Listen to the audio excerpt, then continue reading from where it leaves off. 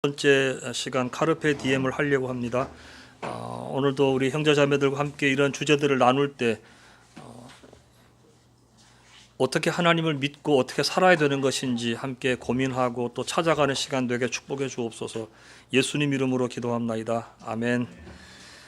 오늘은 여러분 이미 제목에서 나간 것처럼 카르페 디엠이죠. 카르페 디엠. 제가 앞에 머릿말에 사람의 신체는 머리가 위로 향하고 발이 땅에 붙는다. 그렇기 때문에 상징적으로 우리가 이상적인 것을 꿈꾸고 미래를 꿈꾸지만 현실에 발을 붙여야 된다. 이런 얘기를 제가 했습니다. 그러면 현실에 발을 붙이는 삶의 철학이란 무엇인가? 한마디로 말하면 오늘 주제는 우리가 이 땅을 어떻게 살아갈 것인가, 또는 그리스도인으로서는 어떻게 살 것인가, 이런 얘기들을 제가 하려고 합니다. 자, 오늘을 살아라가 오늘 주제죠. 오늘 살아라 제목이 카르페 디엠인데요. 카르페 디엠이란 말은 오늘을 붙잡아라, 붙잡아라 오늘을, 뭐 이렇게 되는 거죠. 요거는 이제 아우구스투스하고 같은 시대를 살았던 호라티우스 플라쿠스라고 하는 사람이 쓴 시 가운데 한 어절이에요. 어절 그냥. 예? 오늘을 붙잡아라. 그래서 카르페 디엠 쿠암 미니멈 크레둘라 포스테로, 오늘을 누리고 내일을 위해서는 되도록 적게 남겨두라 하는 그런 내용인데, 이게 사실 우리 동양에서는 오래 알려진 지 오래 안 됐지만 서양 사람들은 오래 전부터 이것을 실천해 왔고 이것이 다방면에 걸쳐서 실천이 됐어요. 쉬운 예를 좀 해볼게요. 이게 죽은 시인의 사회에서 선생님이 학생들한테 그 학교 출신들이 어디 가서 뭐 상 받은 거 이런 거 진열해 놓은 진열장 앞에 가서 잘 들어보면 안에서 무슨 소리가 들릴 거다. 그러면서 하는 말이 카르페 디엠, 카르페 디엠, 이렇게 선생님이 얘기를 해요. 그래서 이게 무슨 뜻인지 아느냐? 오늘을 붙잡아라는 뜻이다. 뭐 먼 미래를 위해서 뭘 안 하고 하지 말고 할 거 있거든 오늘 해라. 이제 이렇게 얘기를 하시죠, 선생님이. 자, 그래서 카르페 디엠이라는 것이 현재를 즐기라, 문자 그대로 붙잡아라 뜻이에요. 붙잡아라. 그러면 1번이 기회를 붙잡아라. 그래서 서양에서 지금부터 한 200년 동안에 가장 많이 썼던 의미가 기회를 붙잡아라였대요. 어떤 기회 올 때 놓치지 말아라. 그다음 두 번째가 즐겨라. 먹고 마시고 여행 가고 뭐 이런 것들. 세 번째는 현존을 명상하라. 소위 말하는 마음 챙김, 마인드풀니스, 틱 나타니, 명상을 얘기하면서 지금 현재 네가 살아있다는 그 자체를 한번 즐겨봐라. 한번 느껴봐라. 그렇죠. 많은 사람들이 못 느끼잖아요. 자기 현존을. 이제 그런 뜻이고, 네 번째로는 즉흥적으로 행동해라. 계획이 없던 건 못 하잖아요. 여러분 이런 거 혹시 경험해 보신 적 있으세요? 여행 가다가 뭐 내가 가려고 하는 길에 못 가고 다른 길에 들어섰다. 길을 잘못 들어서서. 그랬을 때 1번 다시 돌아와서 놓친 데서 시작한다. 아니 기왕 들어섰으니까 지도 보고 이 길도 가는 길로 하고 통과되면 나는 그냥 간다. 여러분 어떤 거세요? 2번? 예, 그렇죠. 재밌잖아요. 그런 게 이제 좋게 말하면 즉흥적이라는 거죠. 또 이게 이제 오늘날 그 상업주의가 부추겨서 전혀 물건 살 계획이 없었는데 그냥 사세요, 지르세요, 지름신 뭐 이런, 그냥 떠나라 뭐 이런 거 있잖아요. 그래서 지금은 이제 제가 많이 참고한 그 책에 카르페 디엠 그 책에 보면은 카르페 디엠을 도둑 맞았다, 상업주의에. 그렇죠. 사람들이 관심 가지는데 항상 돈이 따라가니까 상업주의 그렇게 하겠죠. 그래서 이제 이 카르페 디엠이라는 것이 왜 특히 20세기에서부터 사람들이 더 많이 하게 됐느냐 하면은 우리가 지금까지 억압받다 왔던 것으로부터 벗어나려는 갈망이 강하기 때문이다. 읽어보셨는지 모르겠습니다. 뭐 인문학을 안 하신 분들은 잘 모르실 수도 있는데요. 미셸 푸코라고 하는 사람이 있어요. 감시와 처벌. 제목이 감옥의 탄생이죠. 이 책은 감옥의 탄생. 그래서 그 계몽 시대 이후로 사람들이 좋아진 게 아니라 더 나빠졌다는 거죠. 옛날에 그러면 교회 억압으로부터 풀려났으면 좋아져야 되는데 왜 나빠지느냐? 계몽 시대와 함께 찾아온 것이 이제 산업 시대잖아요.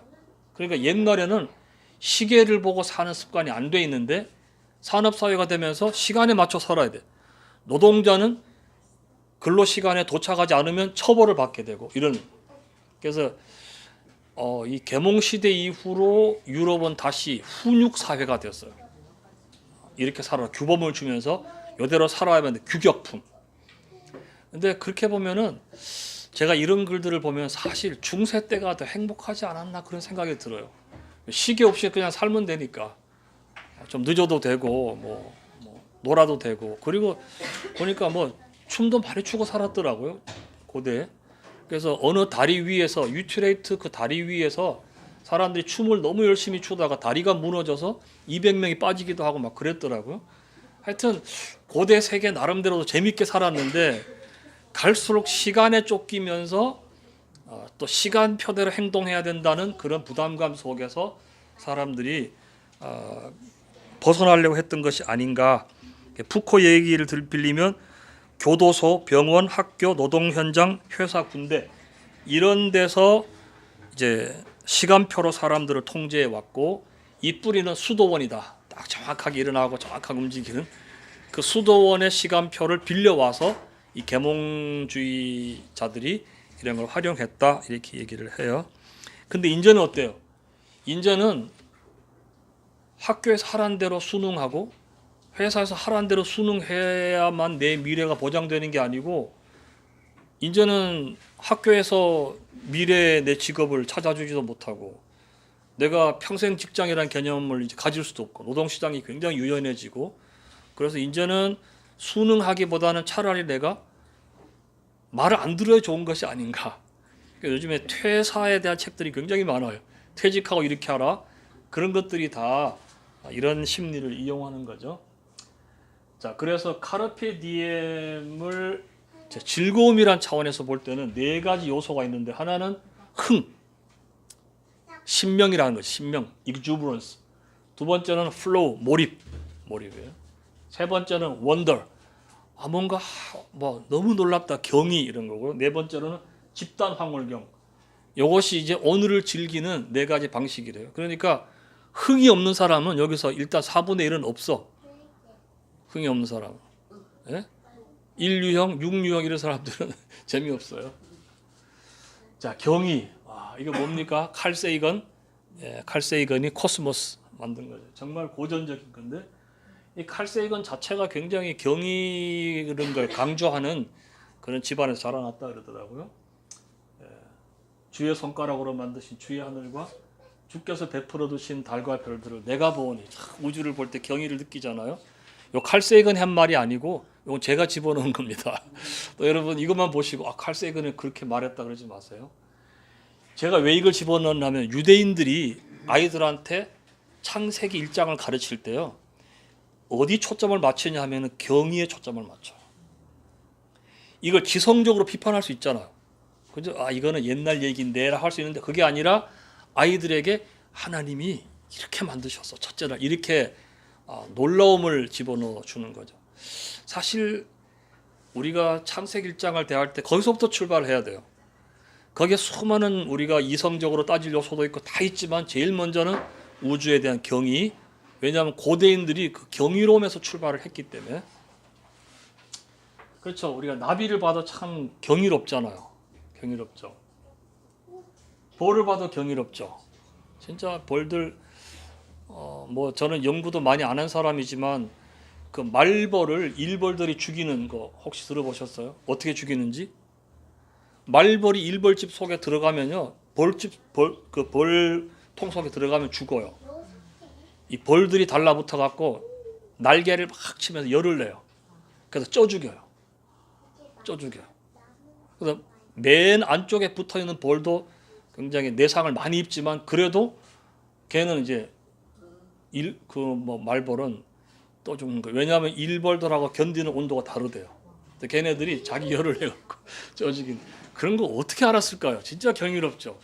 그래서 우리가 우주만 경이로운 게 아니라 미생물로 들어가도 참 경이롭잖아요. 어떻게 알고 그 생존을 위해서 저렇게 진화를 해 나가나 참 경이롭죠. 집단 환경 누굴까요? 아, 예, 어떻게 아세요? 싸이. 예, 싸이가 열심히 지금 막 부르면 사람들이 막 따라서 쫙 열심히 막 집단 환경. 여기 이제 우리 기독교에도 막 이런 은사 집회를 한다든지 막 이런 막 초자연적인가 막 할렐루야 아멘 막 하면서 막 뒤로 막 쓰러지고 막 천당 갔다 왔다 그러고 막 하잖아요. 집단 환경을요. 여러분 중에는 좀 잘 모르겠습니다. 그런 거 좋아하시는 분이 계시는지 모르지만 비슷한 거죠. 자, 이 카르페 디엠이 상업주의의 도구가 돼 있어요. 현재는. 그래서 그냥 우리가 카르페 디엠을 한번 즐겨보려고 뭔가 정보를 찾으려는 순간 우리는 먹이가 되는 거죠. 다 덫을 쳐놓고 기다리고 있어요. 그래서 쇼핑, 즉흥성.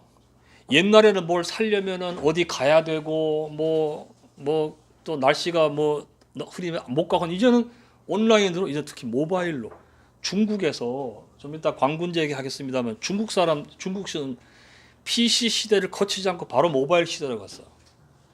그래갖고 모바일을 너무 잘 쓰는 거예요. 왜냐면 이거 안 썼으니까 PC는 다 모바일로만 하니까 모바일로 다 홍바오 그러다 용돈도 다 서로 주고 막 다 하는 거예요. 즉시 구매합니다. 굉장히 쾌감이 있습니다. 오늘날 현대인들은 하루에 스마트폰을 100번 이상 본다는 통계가 있어요. 화장실 가서도 보고. 불안 심리거든요. 그런데 이 불안 심리를 그 모바일로 다시 해소하는 거죠. 쇼핑을 통해서. 그리고 총알 배송. 즉시로 그냥 날아오잖아요. 누구인가요? 뒤에 이름이 그 뒤에 나오네요. 힌트가. 예, 아마존의 제프 베조스. 제프 베조스는 그 빌 게이츠나 이런 사람들이 10대 때부터 출발했던 것과 달리 30세에 출발한 사람이에요. 그리고 출발했을 때 별로 주목 못 받았어요. 인터넷으로 책을 팔겠다는 거니까. 말이 되냐? 인터넷으로 장난감 팔겠다. 이렇게 시작한 거예요. 근데 지금은 시총이 애플 다음으로 1조 달러를 찍었죠. 앞으로 애플 넘어선대요. 이미 이 사람은 미국에서 제일 부자 반열에 거의 뭐 들었었어요. 제프 베조스죠. 놀랍죠. 놀라운 영향력을 쥐고 있습니다. 11월 11일은 솔로데이죠. 1111이니까. 우리 빼빼로데이는 중국의 광군제라 그래서 광군이라는 게 혼자 사는 사람 광군이라 그러나 봐요. 그래서 광군제 해서 이번에 하루 동안에 매출 올린 것이 35조 원. 한국 돈 35조 원이 하루에 팔렸대요. 어마어마하죠. 예, 거의 대부분 모바일로다. 그리고 19,000개 회사가 참여해갖고 치러낸 거예요. 블랙 프라이데이, 중국판 블랙 프라이데이잖아요. 어마어마한 거죠. 자, 이런 쇼핑이, 자, 이 사람이 이제 주역이죠. 마윈, 알리바바. 이제 관둔다 그러더라고요. 이제 관둔다고. 자, 이게 이제 그 상업주의 도구로 전략했다는 내용이고, 두 번째는 TV, 리모컨. 요즘에 리모컨도 안 쓰죠. 그냥 틀어줘. 뭐 내가 보고 싶은 영화 있는데 뭐 이런 뭐 전쟁 영화인데 뭐 몇 년도 정도에 나온 뭐 언제 걸 다룬 거 뭐 틀어줘 하면은 네 그리고 착착 AI가 알아서. 옛날에는 리모컨은 나의 목자시니 내가 부족함이 없으리로다 그랬는데 지금 AI가 나의 목자시니 내가 걱정거리가 없으리로다. 수백 개 채널 다 찾아서 미리 만약 내가 거기 가입만 돼 있으면 전 세계 거 뭐든지 뭐 다 할 수 있는 TV 시청입니다. 즉시로 찾아줘요. 영화관까지 갈 거 없어요. 요즘 넷플릭스로 다 이제는 막 안방까지 다 그냥 개봉 영화 막 들어오니까. 여행도 마찬가지예요. 그냥 떠나세요. 옛날에는요 열심히 일한 당신 떠나라 뭐 이랬잖아요.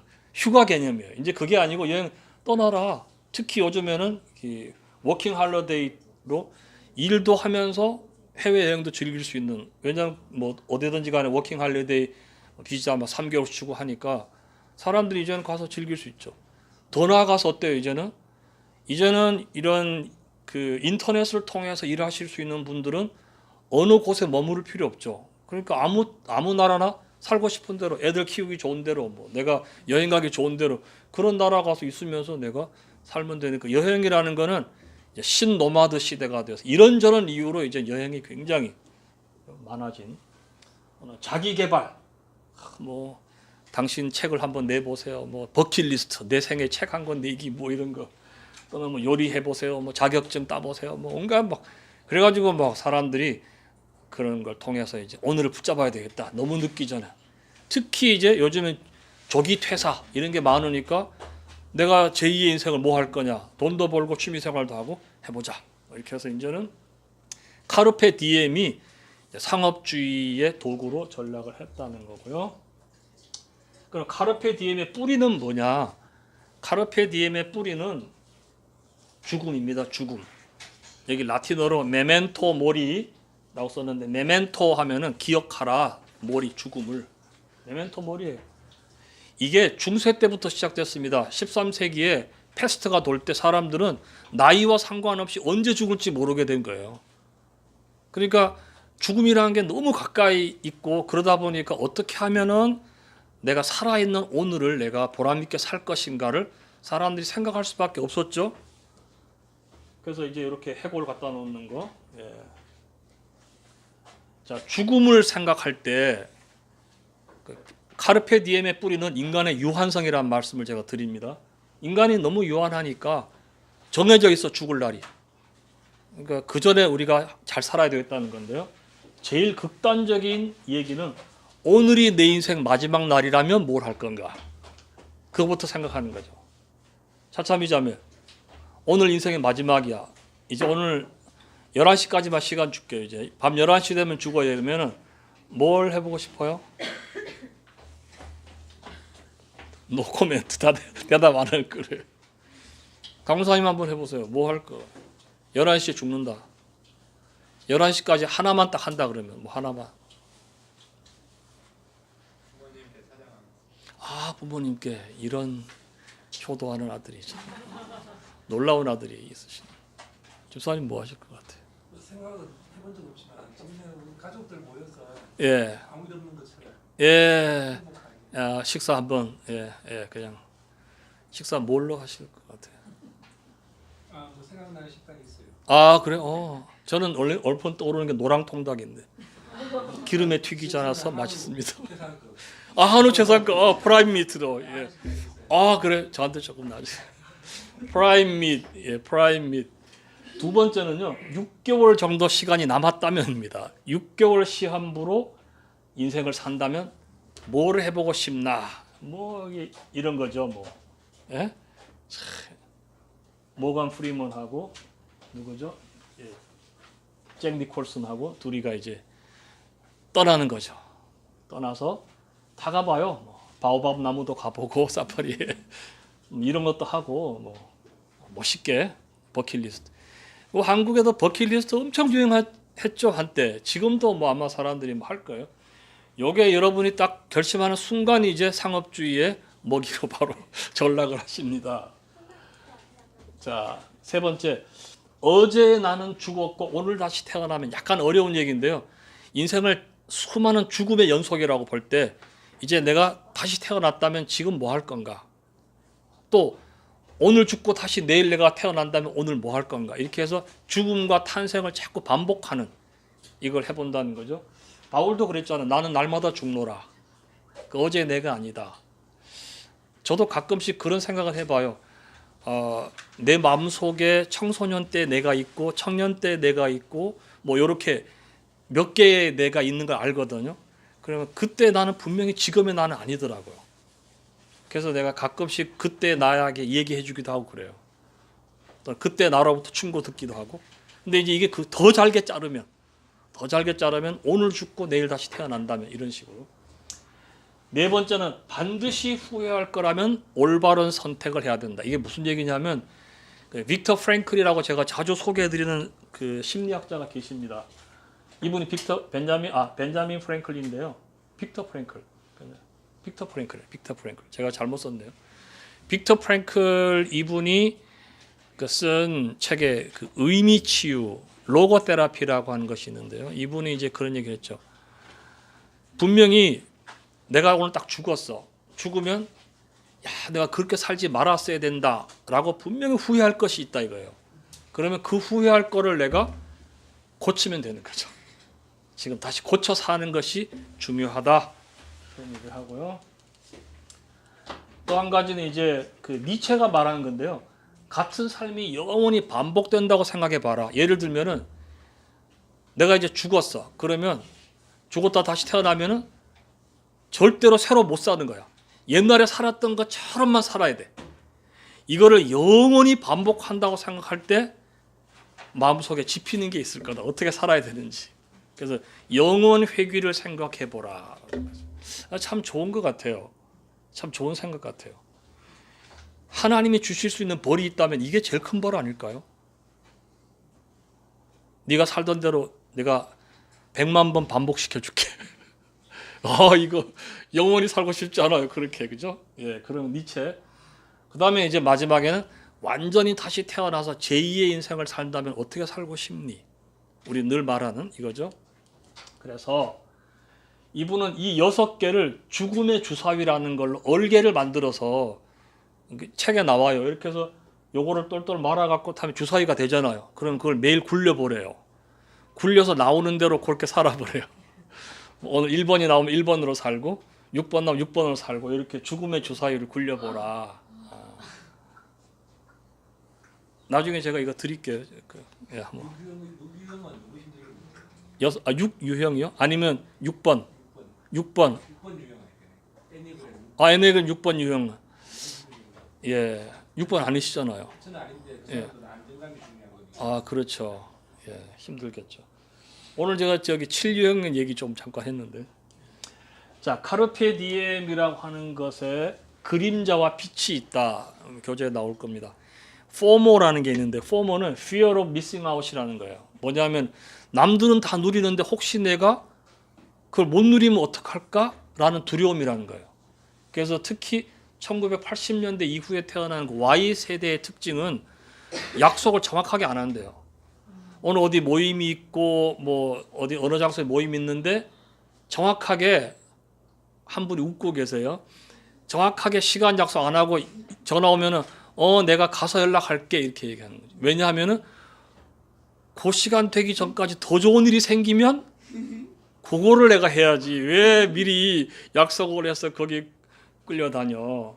그래서 이게 fear of missing out이 전체적인 특징이니까 뭐든지 간에 정확하게 정해놓지 않고 다른 더 좋은 가능성을 두는 사람. 요게 애니어그램에서 말하는 전형적인 7번 유형입니다. 7번은요 항상 다른 가능성을 두기 때문에 스케줄 한 3개 정도 잡고요. 그걸 하루에. 그래서 뭐 그중에 좋은 거 하나 택하는 거고, 그리고 배우자를 골라도 여러 사람을 시도해 놓고 한 사람하고 이제 결혼하기로 결정을 해 놓고도 그 전날까지 고민하고, 이게 포모죠. 포모. Fear of missing out이에요. 이게 현대인들의 특징이래요. 근데 이제 이 포모가 없는 분들은 옛날 사람들이세요. 포모가 있는 사람들은 요즘 사람들이세요. 그래서 제가 이런 걸 알고 7유형을 알고 나니까 제 속에 분노가 많이 사라졌어요. 그런 유형의 사람은 저럴 수밖에 없고 또 이런 시대의 사람들은 이럴 수밖에 없구나 하니까 아마 그럴 수 있다. 그럼 나도 그렇게 맞춰 살면 되는 거죠. 나도. 나만 정확하게 하면은 나만 자꾸 분노 올라오니까 나도 비슷하게 그래 그렇게 하자. 누가 손해 보는지 알아서 본인이 하면 되는 거고. 포모입니다. 포모. 그리고 이제 즉흥적으로 행동하다 보니까 재정적인 손실이 굉장히 많이 나요. 당연히 그렇잖아요. 뭐 한 달에 주어진 수입이 따로 있는데 그냥 즉흥적으로 뭔가를 구매하고 즉흥적으로 뭐 여행 상품권 사버리고 이러면 이제 뒷감당하기가 힘들잖아요. 그런 것이 있음에도 불구하고 이 즉흥성이라고 하는 것은 굉장히 좋은 점들이 많은데 훈련되고 숙달된 상태에서의 즉흥성, 이게 예술의 대가들에게서 보이는 거라고 합니다. 피카소, 잭슨 폴록 혹은 막사발인데요. 이거 피카소가 14살에 그린 거예요. 어마어마하죠. 이거 그려가지고요. 비평가들에게서 벨라스케즈와 같은 급이다. 그렇게 바로 그냥 올라갔대요. 14살에 그린. 그 어부 노인이 아주 가난한 노인의 그 옷모습과 표정을 잘 그렸어요. 그러니까 이런 것부터 보고 또는 피카소의 스케치 같은 걸 보시고 입체파로서의 그런 모습들을 보셔야 이해가 되죠. 그것만 보시면은 이게 뭐냐 그럴 수 있어요. 자, 이게 뭐냐 아주 중요한 건데요. 피카소에게 실험을 한번 해봤어요. 불을 딱 꺼놓고 유리에다가 빛으로 이렇게 그 라이트 같은 거 이렇게 그림을 그려보라 그랬어요. 그러니까 빛은 지나가는 거니까 자기가 뭘 그렸는지 안 보이잖아요. 그러니까 이걸 그려놓고 그걸 사진을 찍었어요. 너무 놀라운 사진이 나왔어요. 그러니까 즉흥적으로 그리는데도 대가는 그 즉흥성 속에 대가의 면모가 보이더라는 거죠. 요거 가끔씩 화가들이 많이 써먹는 기법입니다. 소조소, 황소. 이게 피카소의 황소라고 하는 작품이 처음에 이렇게 출발하고요. 이렇게 되고요. 이렇게 되고요. 이렇게 되고요. 이렇게 됩니다. 이렇게 돼 마지막에. 이게 최종 완성품이에요. 올라가 볼까요? 원래 요거는 여기서 나온 거고, 요건 여기서 나온 거고, 요건 여기서 나온 거고, 요건 여기서 나온 거고, 이렇게 되는 거죠. 네? 요건 여기서 나온 거. 그래서 이 사람은 본질만 남기고, 그러니까 예술의 대가들의 특징은 본질만 남기는 거잖아요. 본질 남기고 다 없애다 보니까 된 거지. 어느 날 갑자기 이렇게 그린 건 아니에요. 우리 이렇게 이거는 어느 날 갑자기 제가 이렇게 그린 겁니다. 오늘 제가 그린 그림인데 이거 오늘 그냥 밑그림 없이 그냥 막 시간이 너무 없고 뭐 더 이상 잘할 재주도 없는 거고 이렇게. 그래도 우리 안석 형제님 이 그림 너무 좋다고 막 사진도 찍어주시고 내가 몸둘 바를 모르고 예. 원인은 그래도 이것도 못 그리신다 그러면서. 자, 잭슨 폴록은 이게 큰 캔버스에다가 물감을 뚝뚝 떨어뜨려 갖고 추상화를 그리는 화가로 잘 알려져 있습니다. 이분이 그린 그림이 이런 거죠. 그리고 이런 거고요. 이것 자체도 아름다워요. 그렇지만 이분이 제가 그 구겐하임 미술관에서 뮤지엄 오브 마던 아트라고 그러죠. 모마. 거기에 걸린 이분의 1934년 작품을 봤을 때 정말 제가 숨을 못 쉬겠더라고요. 숨이 탁 막혀. 이렇게 아름다운 그림을 그리는 분이야? 이렇게 놀랐어요. 소개해 드릴게요. 이겁니다. 제목은 Going West, 서쪽으로 가기 뭐 이런 거죠. 서쪽으로 가기.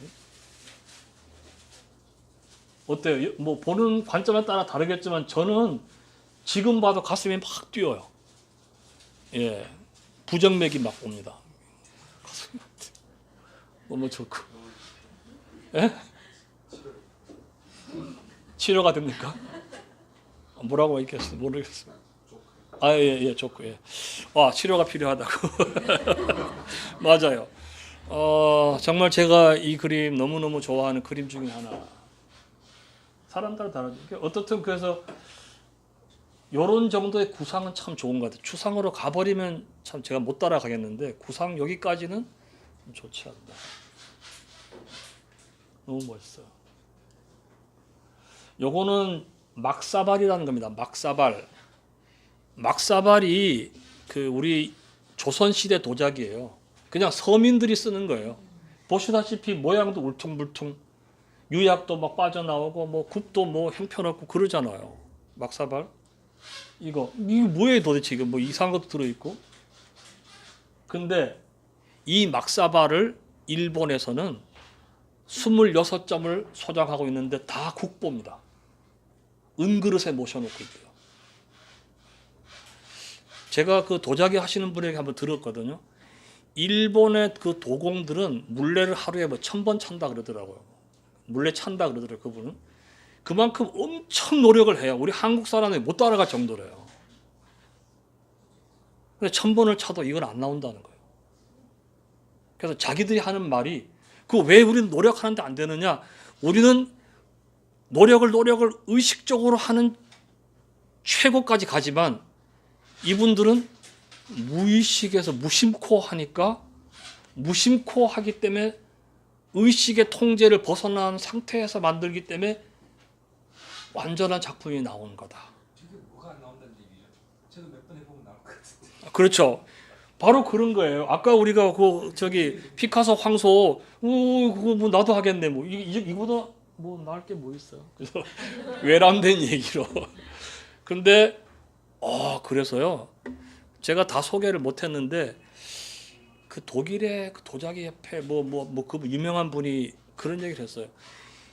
이거는 정말 거의 이 조선 막사발을 보면은 뭐 심장이 멎는다든가 뭐 그런 얘기를 했어요. 너무 놀랍다고. 어떻게 이런 게 나올 수가 있느냐. 그래서 예쁘게 만드는 걸 의식적으로 만들 수 있어요. 근데 무의식적으로 하는데 무심코 하는데 나올 수. 이거는 대가들의 즉흥성이죠. 그 순간 그냥 손이 가는 대로 만들었더니 뭐가 나오더라는 거거든요. 그게 짜증나는 거 아니에요. 남은 노력해가지고 정말 몇 배 노력을 하는데 노력도 안 하고 뭐 점심 먹고 와서 그냥 슬슬 만들어갖고 나오는데 저게 나온다. 이거 참. 그래서 우리 이거를 재현하기 위해서 최철한 씨가 그분도 이제 동학 최재우의 후손이신데 3대째 그 도자기 하는 집안인데 이분이 만들어갖고 그 정호 이게 이제 다완이거든요. 막사발 이름이 다완인데 정호 다완이라는 걸로 재현에 성공해서 일본에서 사서 국보급으로 사죠. 한국분이 경주에 있습니다. 지금. 그분의 쓴 책이 목숨을 걸고 빚은 막사발이라는 책이 있어요. 평생 걸려서 만들어냈어요. 자, 뭐 이런 거죠. 즉흥성이라고 하는 게 반드시 나쁜 건 아니지만 이거는 엄청난 뒤에 기본기가 돼 있어야만이 나오는 것이다. 자, 이분이 누굴까요? 이분이 그 몰입 책을 쓴 유명한 분입니다. 미하에 칙센트 미하에. 여러분 몰입이라는 책 꼭 한번 읽어보세요. 지금은 품절됐는데 중고책을 살 수 있을 거예요. 아니면 몰입의 즐거움이라는 책은 현재 팔리고 있습니다. 다 같은 거예요. 몰입. 그러니까 사람이 행복한 것은 몰입할 때 행복하잖아요. 그렇지만 몰입하는 순간에는 행복감을 못 느낀대요. 재밌는 게 뭐냐면은 암벽 타기를 지금 하시는 분은 몰입된 상태에서 하는데 그 순간에 행복감을 느끼면 떨어지잖아요. 의식적으로. 그러니까 몰입하는 순간에는 모르지만 하고 나면 자기가 행복감을 느낄 수 있는 성취에 대해서. 도자기도 마찬가지고 모든 게 다 그런 거거든요. 몰입의 즐거움. 보세요. 지금 이 사람은 몰입하고 있죠. 뭐 다른 생각이 전혀 안 들죠. 그냥 플로우라는 거죠. 플로우. 자, 이 사람도 지금 막 이거 타는 동안에 몰입하잖아요. 그 스케이트보드. 제가 뭐 이런 빙 쪽은 거의 아무것도 하는 게 없지만은 저런 거 보면 참 나도 좀 요즘 태어났으면 저런 거 했지 않을까. 우리 때는 뭐 스키라고 하는 것은 대중적이지 않았어요.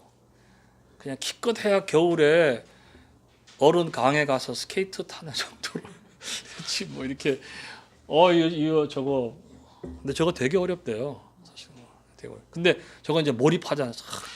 그 엑스 스포츠를 즐기는 분들은 다 몰입을 즐기는 분들. 그 순간에 이거 어때요? 이것도 뭐 이 시간에 뭐 누구 돈 빌려준 거 받을 생각 이런 거 없잖아요. 그냥 이거 파도의 터널 속으로만 빠져나가는.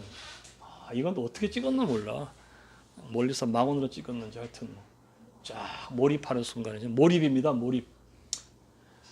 자, 이제 우리 기독교 얘기 좀 해볼게요. 기독교에서 칠죄종이라는 것이 있다는 걸 들었죠. 우리 무화과나무 교회가 되기 전에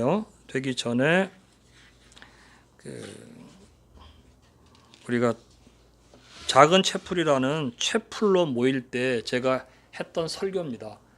이 설교 7죄종 7가지 죄에 대해서 제가 여러 주에 걸쳐서 한 주에 하나씩 아마 했던 걸로 기억나는데요. 7죄종이 뭐냐 하면은 지옥에 갈 죄예요. 7죄종이란 말은 으뜸 종자니까 죄 중에 죄. 7가지 대표적인 죄. 대죄라고도 하는데요. 이 대죄가 이제 수도사들이 뭐 에바 그리우스가 만들었다가 뭐 어떻게 해서 이제 천주교에 남게 되고 천주교 개신교 물려받아 가지고 같이 쓰는 7가지 죄인데 이게 세속에서는 7가지 미덕이에요. 너무나 다르죠. 실제종 그렇죠. 실제종 소개해드리면 교만, 시기, 탐욕, 탐식, 분노, 정욕, 나태. 그리고 중세의 수많은 문학 작품이나 뭐 이런 것들 또는 프로이트의 정신분석학도 다 7죄종을 주제로 한 것들이죠. 재밌는 것은요, 2004년도에 뉴욕 공립도서관과 옥스퍼드 출판사가 각 분야 전문가에게 7죄에 대한 현대적 해석의 지필을 의뢰했는데 나온 책이 우리를 지배하는 7가지 욕망의 심리학이라는 책입니다. 우리 뒤에 책꽂이도 꽂혀 있습니다. 지금 품절됐습니다.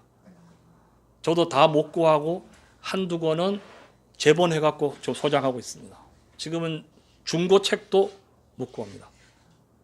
너무 간단한 문고판인데도요. 됐어요. 자, 그리고 이런 책이 있는가 하면 사이먼 레이험이 쓴 사이언스 오브 신, 죄라고 부르는 유익한 것들이라고 번역된 죄라고 부르는 유익한 것들이래요. 도발적이죠, 제목이. 그래서 이런 것들 저는 이제 제가 이번에 이걸 책으로 내기 위해서 이제 그 머릿말에 그런 얘기를 제가 썼어요. 교회가 세상을 떠난 적이 없고 세상도 늘 교회 곁에 있었는데 교회는 세상을 모르고 세상은 교회를 모르고 서로가 서로를 알 수 있는 거울이 될 수 있는데도 어떻게 활용할지도 모른다. 그래서 이 책은 세상과 교회를 연결시키는 인터페이스가 되길 원한다고 제가 썼어요. 너무 다르잖아요. 같은 걸 놓고 이쪽에서는 지옥 갈 죄라고 이쪽에는 미덕이라고 얘기하잖아요. 기독교 쪽에서는요, 미덕이라 하는 것에 대해서 아주 기절초풍하겠죠. 이런 불경한 소리가 어디 있냐고 하겠지만 실제로 그럼 기독교에서 이것들을 제대로 평가했느냐라고 할 때 제가 2가지를 얘기하려고 그래요. 하나는 성욕이고요, 하나는 탐욕이에요. 성욕이라 하는 것 보세요. 빅토리아 시대 때 섹스라는 단어는 누구도 쓰면 안 되는 단어였어요. 섹스는. 이 정도만이 아니라 이미 우리 기독교에서 그 아우구스티누스로 올라갈 때 성행위는 출산을 위한 것이기 때문에 만약에 아내라 할지라도 임신한 것이 확인되면 성관계를 하면 안 된다, 아내하고도. 이거죠. 그리고 성행위는 출산만을 위한 것이고 그렇기 때문에 유럽에서 일반 학자들도 여자는 화분과 같아서 남자가 심어주는 씨를 잘 길러내는 그냥 토양에 불과하다. 이렇게 얘기를 했어. 그래서 심지어 어거스틴은 막 그런 상상까지 했죠. 하나님이 원래 이런 성기능 주셨을 때는 그냥 악수하는 정도의 감각밖에 없었는데 이걸 사람들이 막 지나치게 탐닉해갖고 이렇게 된 거다라고 얘기를 하죠. 어마어마하죠, 뭐. 어마어마하죠. 수녀가 될 수 없으면 창녀로 살아, 수녀가 될 수 없으면 처녀로 살아라, 뭐 이런 것들.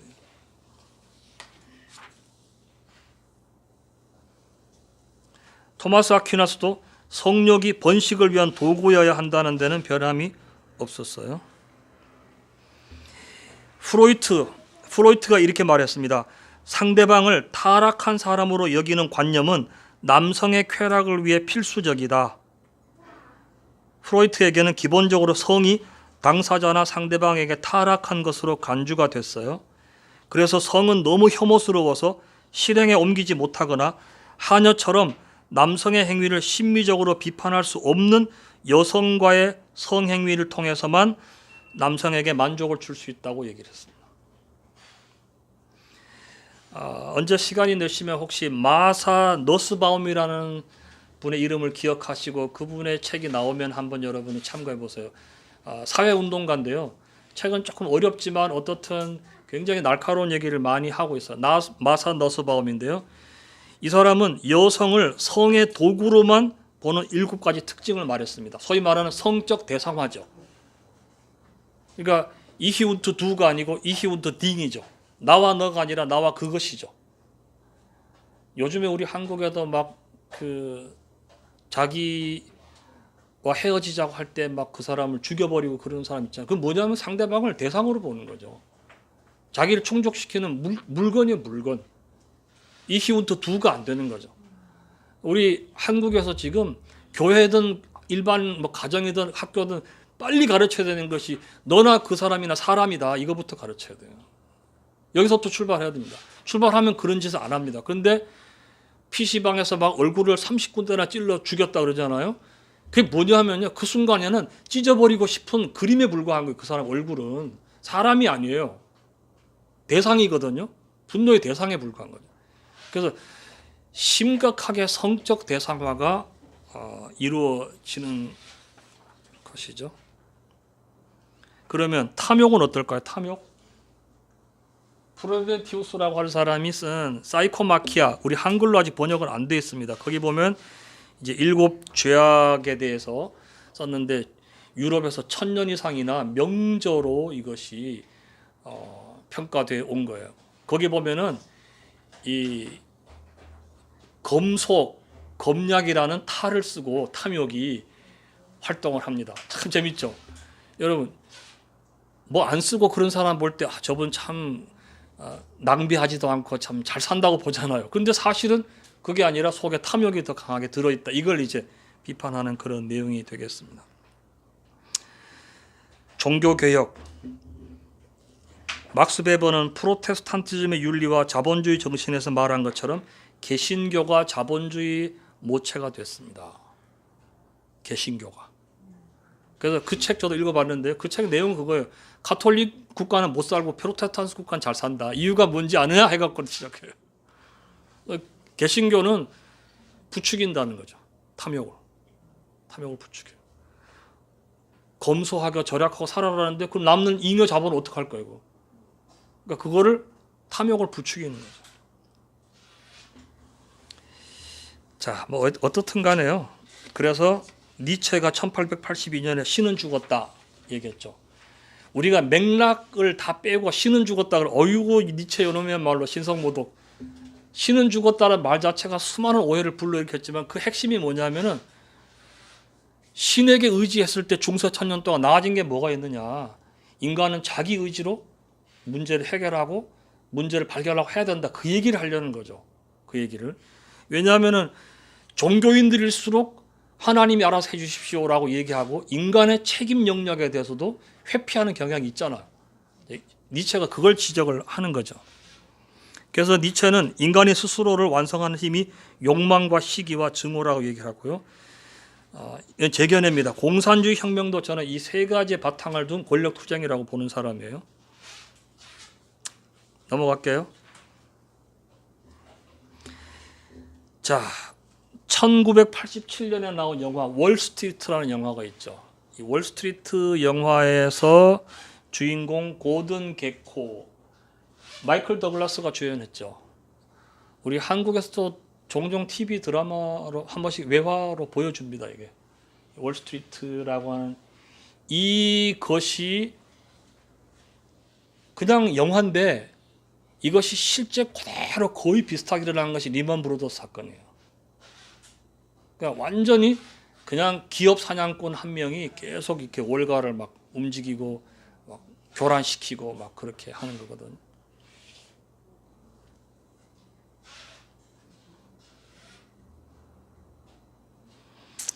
필리스 티클이라고 하는 사람은 이렇게 썼어요. 아까 소개해드린 그 7가지 책 중에 탐욕을 쓰신 분인데 지금이야말로 끊어진 종교의 밧줄을 보수해야 될 때다 이렇게 썼어요. 종교는 세상을 구원하는 밧줄인데 밧줄이 끊어져 있어요. 그러니까 한마디로 말하면 제가 이제 다음 시간에 할 내용입니다만은 교회는 세상에 복음을 전한다는 말을 그냥 사형리 전하는 걸로 생각을 해요.